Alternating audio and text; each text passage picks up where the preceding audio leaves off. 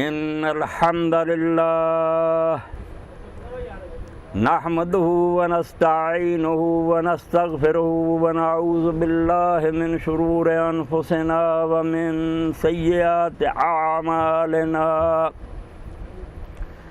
من يهده الله فلا مضل له ومن يضلل فلا هادي له وأشهد أن لا إله إلا الله وحده لا شريك له وأشهد أن سيدنا ونبينا ومولانا محمدا عبده ورسوله اللهم صل على محمد وعلى آل محمد كما صليت على إبراهيم وعلى آل إبراهيم إنك حميد مجيد اللهم بارك على محمد وعلى آل محمد كما باركت على إبراهيم وعلى آل إبراهيم إنك حميد مجيد يا أيها الذين آمنوا اتقوا الله حق تقاته ولا تموتن إلا وأنتم مسلمون يا أيها الناس اتقوا ربكم الذي خلقكم من نفس واحدة وخلق منها زوجها وبث منهما رجالا كثيرا ونساء واتقوا الله الذي تساءلون به والأرحام إن الله كان عليكم رقيبا يا أيها الذين آمنوا اتقوا الله وقولوا قولا سديدا يصلح لكم أعمالكم ويغفر لكم ذنوبكم ومن يطع الله ورسوله فقد فاز فوزا عظيما عزیز محمد یامین اور واجب الاحترام سامعین کرام، میرے اور آپ سب حضرات کے لیے سب سے بڑی فخر کی اور امتیاز کی چیز جو ہے نا، وہ کائنات کی سب سے بڑی دولت ہے کہ ہم محبوب رب العالمین سید الکائنات محمد رسول اللہ صلی اللہ علیہ وسلم کے نام لیوا ہے۔ اس کے مقابلہ میں زمین و آسمان کے سارے خزانے بیکار ہیں اگر یہ چیز کسی کو نصیب نہ ہو۔ جو شخص اس دنیا سے اللہ کے رسول کا نام لے کر اپنے سینہ میں چلا جائے، اس سے بڑھ کر کوئی خوش قسمت نہیں۔ میں نے جب حضرت مولانا احمد رضا خان بریلوی رحمۃ اللہ علیہ کا یہ شعر پڑھا اور کئی مرتبہ اپنے خطبوں میں دہرایا کہ لحد میں عشق رخ شاہ کا داغ لے کے جلے، اندھیری رات سنی تھی چراغ لے کے جلے۔ جب پتہ چلا کہ وہاں اندھیری رات ہے تو حضور کی محبت کا چراغ سینے میں لے کر چلے۔ اس لیے کوئی بچہ کوئی بچی اس سے زیادہ خوش قسمت نہیں کہ وہ اپنے ماں باپ کے بیٹے تو ہیں، وہ شریف صاحب کی بیٹی ہے، یہ اپنے والد کے بیٹے، مگر قرآن جیسے کہتا میرے بھائی رفیق صاحب بیٹھے ہیں کہ رسول کریم علیہ السلام کی بیویاں ہماری مائیں ہیں۔ یہ مائیں جنہوں نے ہمیں جنا نا، یہ کچھ نہیں، وازواج امہات، جو حضور کی بیویاں ہیں وہ کلمہ گوں کی مائیں ہیں۔ اس لیے رسول کریم علیہ السلام ہمارے اصل میں روحانی باپ ہیں، ہم ان کی اولاد ہیں۔ اس لیے ہر بچے اور بچی کو چاہیے کہ وہ اپنے اندر وہ خوبو پیدا کرے جو رسول اللہ کی اولاد میں ہونی چاہیے۔ دنیا دیکھے گی کہ تم یار ماں باپ کے بیٹے نہیں جسمانی کے، تم حضور کے بچے، تمہارا رہنا بسنا ایسا ہونا چاہیے کہ ہر شخص دعائی دے کہ جیسے اللہ کے پاک پیغمبر قربان جائیں فرماتے تھے کہ خیرکم لأہلی وانا خیرکم لأہلی، تم میں سے سب سے اچھا وہ ہے جو اپنی گھر والی سے اچھا سلوک کرتا ہے، اور فرمایا میں سب سے زیادہ اپنے گھر والوں سے اچھا سلوک۔ جو محبت آپ نے ازواج مطہرات سے کی ہے، کتابیں پڑھی، اور اللہ کے رسول علیہ السلام جب دنیا سے رخصت ہو رہے تھے اور آخری خطبہ دے رہے تھے حجۃ الوداع کا، ہر بچہ بچی جانتا ہے کہ میدان عرفات میں آپ نے اطلاع دی کہ شاید میرا دیدار تمہیں دوبارہ نصیب نہ ہو، یہ آخری حج ہے حجۃ الوداع، اس میں یہ بات کہی فاتقوا اللہ فی النساء، یعنی بچیاں آپ کو اتنی یاد آئیں، فرمایا عورتوں کے بارے میں اللہ سے ڈرنا، فَإِنَّكُمْ أَخَذْتُمُوهُنَّ بِأَمَانَةِ اللَّهِ۔ جب کوئی عالم کہتا ہے کہ بیٹا یہ بیٹی میں نے تجھے دی، عالم کی کیا مجال ہے کہ وہ کسی کی بچی حوالے کرے؟ یہ اللہ کی امانت ہے جو وہ تیرے سپرد کر رہا ہے۔ اب اللہ کی شریعت کے مطابق اللہ کی امانت وصول کر کے پھر جو بددیانتی کرے گا اس سے اللہ نپٹے گا نا۔ اسی لیے فرمایا ان اللہ کان علیکم رقیبا، مرد گواہ نہیں ہے، صرف اللہ خود اس مجلس میں نگرانی کر رہا کہ تم کس نیت سے ایجاب کرتے ہو اور قبول کر رہے ہو، میں دیکھوں گا۔ اور اسی لیے یہ وعدہ فرمایا کہ وَمَن يُطِعِ اللَّهَ وَرَسُولَهُ فَقَدْ فَازَ فَوْزًا عَظِيمًا، اگر تم اللہ رسول کی بات مان کر بچہ بچی رہو گے تو بہت بڑی کامیابی پاؤ گے، یہاں بھی جنت، آخرت میں بھی جنت۔ تو اللہ کے رسول کی امت ہونا اس سے بڑی کوئی بات نہیں۔ وہی اعلیٰ حضرت رحمۃ اللہ علیہ فرماتے ہیں تیرے نام پر کروں جاں فدا، نہ یہ جاں فقط دو جہاں فدا، نہیں اس سے بھی میرا جی بھرا، کروں کیا کروڑوں جہان ہے، کروڑوں جہان بھی ہوتے تو رسول اللہ پر فدا ہو جائے۔ کوئی قیمت ہے اللہ کے رسول کی؟ ساری کائنات میں نہ اللہ نے آپ جیسا بنایا، رخ مصطفیٰ ہے وہ آئینہ کہ نہ بیستا دوسرا آئینہ، نہ ہماری چشم خیال میں نہ دکان آئینہ ساز، ہے ہی نہیں کوئی، ایسا بنا دی۔ اور اللہ کے رسول علیہ السلام نے بھی ہم پر اتنا کرم فرمایا کہ یہ چیز جس کے لیے ہم اب جمع ہیں، عموماً ہم سمجھتے ہیں کہ گھر آباد کرنے کا یہ ایک معاملہ ہے، دنیا کی سب قومیں شادیاں کر دی، مگر اللہ کے رسول نے اس کی عظمت کتنی بڑھائی کہ ابھی ہم جمعہ سے فارغ ہو کر آئے، حج کرنے جاتے ہیں، نہیں فرمایا اذا تزوج العبد فقد استکمل نصف الدین، جب شادی ہوتی ہے بچے بچی کی اس کا آدھا دین مکمل ہوتا، باقی سارا آدھا ایک طرف، اس کو آدھا دین کا، کیونکہ فرمایا اغضوا للبصر واحسن الفرج، اب اس کو ایک پناہ مل گئی کہ وہ بدکاری سے بچ سکتا ہے، حرام کاری سے بچ سکتا ہے، نگاہ نیچی ہو سکتی ہے، اس لیے پاک دامنی کے لیے اللہ کے رسول نے فرمایا یہ آدھا دین۔ اور حدیث پاک میں آتا ہے کہ کموارہ آدمی 82 رکعتیں پڑھے تو شادی شدہ آدمی 2 نفل پڑھے تو اس 82 کے مقابلے زیادہ، اس کو دنیا کی رسم نہیں رہنے دیا، فرمایا یہ دین ہے۔ اور اسی لیے فرمایا کہ جو حلال روزی کما کر لا کر اپنی بیوی اور بچوں کے منہ میں دیتا ہے اس پر بھی اللہ تعالیٰ صدقہ لکھتا ہے، ثواب لکھتا ہے کہ یہ صرف دنیا نہیں دین ہے۔ از کلید دین درے دنیا کشاد ہم چو مثلے میں گیتی نہ، اقبال کہتے ہیں کائنات نے کچھ جنا محمد رسول اللہ صلی اللہ علیہ وسلم جیسا کہ آپ نے دین کی کنجی سے دنیا کے مسئلے حل کر دیے کہ دکانیں کرو، شادیاں کرو، بچوں کو چومو چاٹو، مگر اللہ کی رضا کے لیے دین سمجھ کر کرو۔ تمہارا ایک شخص بہت ہٹا کٹا جا رہا تھا، صحابہ کرام رضوان اللہ اجمعین نے کہا یا رسول اللہ کاش اس کی یہ طاقت جہاد فی سبیل اللہ میں خرچ ہوتی، تو اللہ کے رسول نے فرمایا اگر یہ گھر سے نکلا ہے کہ حلال روزی کما کر اپنے بوڑھے ماں باپ اور اپنے بچوں کی خدمت کرے تو اس کا ہر قدم جہاد فی سبیل اللہ میں لکھا جا رہا۔ حضور کی برکت سے کوئی چیز دنیا نہیں رہی، سب دین ہے، بشرطے کہ ہم اللہ رسول کی مرضی کے مطابق زندگی گزاریں۔ اب بچیوں کو اللہ کے رسول علیہ السلام نے فرمایا کہ تمہاری جنت دوزخ، یہ نہ سمجھنا کہ شادی ہے۔ ام الحسین رضی اللہ تعالیٰ عنہ آئی،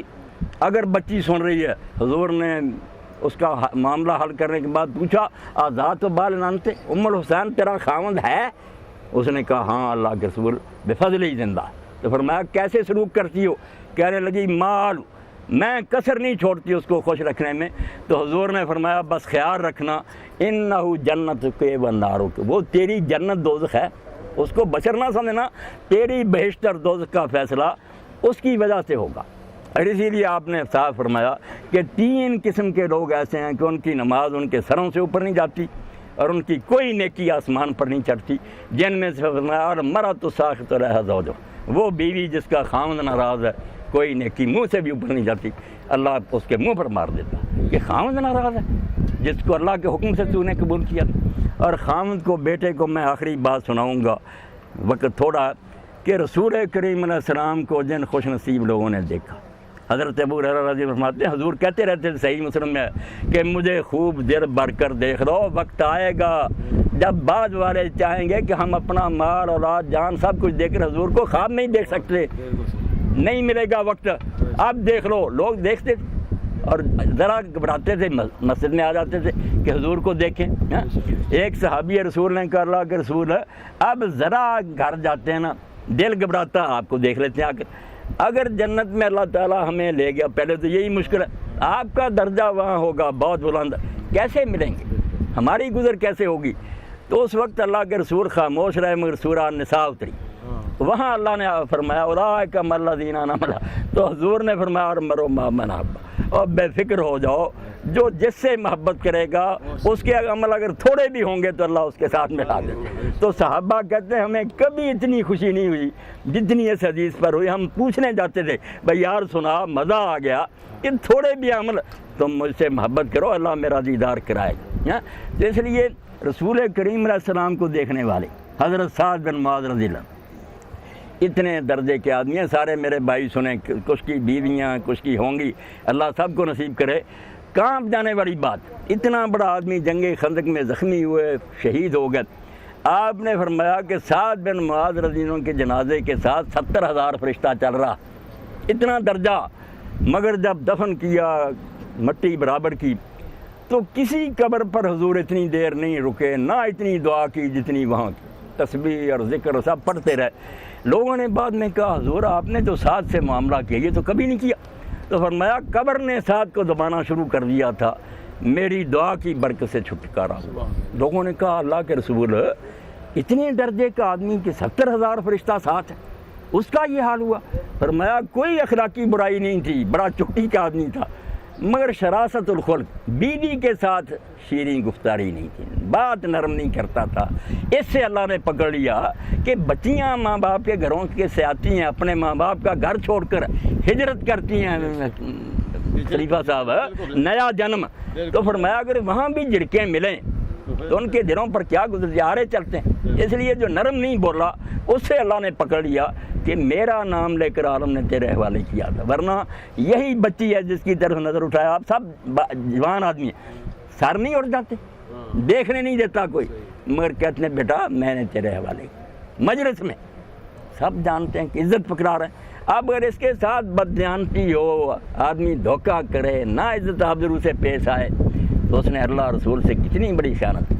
اس لیے میں اس مختصر بات کے ساتھ دعا کرتا ہوں کہ جیسے ہم حضور کے نام لیں اور اللہ اسی پر ہمیں قائم رکھے، اسی پر موت دے، حضور کے جھنڈے کے تلے قیامت کے جمع ہوں، حوض کوثر پر ہمیں پہنچنا نصیب ہو، جنت میں حضور کے قدموں میں جگہ مل جائے۔ تو اب امتی ہونے کا کچھ لحاظ کریں، بچیاں اور بچے اپنی زندگی ایسی گزار کر دکھائیں کہ ہر شریف آدمی کہے کہ 100-200 آدمی یار ساتھ گیا تھا، واقعی بچے نے لاج رکھی، اور اگر بعد میں بدنامی ہو کہ بچی نے کیا کیا اور بچے نے، تو کتنی بری بات ہے کہ رسول اللہ کی اولاد ہو کر، حضور کے بچے بچیاں ہو کر ہم برا نمونہ دیں۔ تو اللہ تعالیٰ کروڑوں درود و سلام کرے اپنے پیغمبر علیہ الصلوۃ والسلام پر، اور ہمیں بھی حضور کے خادموں اور غلاموں میں شمار کرے۔ وآخر دعوانا الحمدللہ رب العالمین، وصلی اللہ تعالیٰ علی عبداللہ ورسولہ خاتم النبیین وعلی آلہ وصحبہ اجمعین۔ حضرت مولانا احمد رضا خان رحمۃ اللہ علیہ فتاویٰ میں لکھتے ہیں، مولانا جلال الدین احمد بھی لکھتے ہیں کہ یہ جو ہم پڑھاتے ہیں نا کلمہ، یہ نہیں ہوتا تھا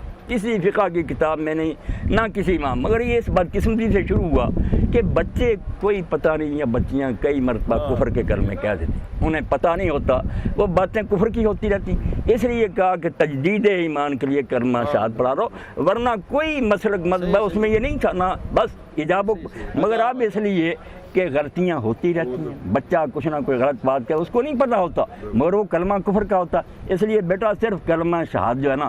آپ بھی پڑھیں، سارا سب کو ہمیں دہرانا چاہیے۔ بسم اللہ الرحمن الرحیم، اشہد ان لا الہ الا اللہ وحدہ لا شریک لہ واشہد ان محمدًا عبدہ ورسولہ صلی اللہ تعالیٰ علیہ وسلم، بس یہی کلمہ شہادت کافی ہے۔ اب مہر دیا ہے